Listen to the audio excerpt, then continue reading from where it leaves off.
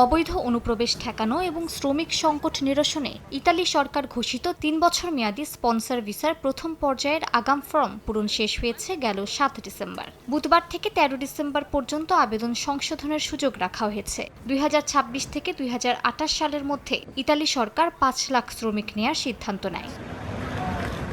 ২০২৬ সালে ১,৬৪,৮৫০ জন শ্রমিকের জন্য আগাম ফরম পূরণ সম্পন্ন হয়েছে। ইমিগ্রেশন নিয়ে কাজ করা প্রবাসী বাংলাদেশিরা বলছেন, নানা কারণে এবার কোটার চেয়ে আবেদন অনেক কম জমা পড়েছে। এতে করে বাংলাদেশিদের ভাগ্য সুপ্রসন্ন হতে পারে বলে ধারণা করা হচ্ছে। ২০২৬-এর যে ফ্লুসে আমরা আবেদন করেছি, এই ফ্লুসের মধ্যে আপনার যে কোটা অনুযায়ী আমাদের স্পন্সর যাই আবেদনকারীরা এবার খুবই কম পড়েছে। এই কারণে আমাদের যারা স্পন্সর আবেদন যারা করেছেন তাদের পসিবিলিটি অনেক বেশি। আমাদের বাংলা কমিউনিটির আমরা অনেকেই খুশি এই কারণেই যে আমরা সঠিকভাবে জমা দিতে পেরেছি এবং জমা দেওয়ার কারণে আমাদের এবারে নুলাস্তা ওঠা এবং বিশেষ করে ভিসা প্রক্রিয়াটা হয়তো সহজ হবে।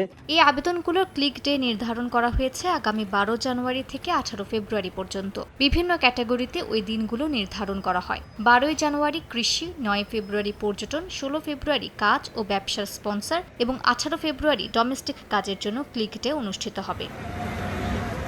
এদিকে ইমিগ্রেশন বিশেষজ্ঞরা বলছেন, যাচাই বাছাইয়ের এখনও অনেক আবেদন বাতিল হচ্ছে। সেই ক্ষেত্রে আগামী ক্লিক ডের আগে বহু আবেদনকারীর আবেদন বাতিল হতে পারে।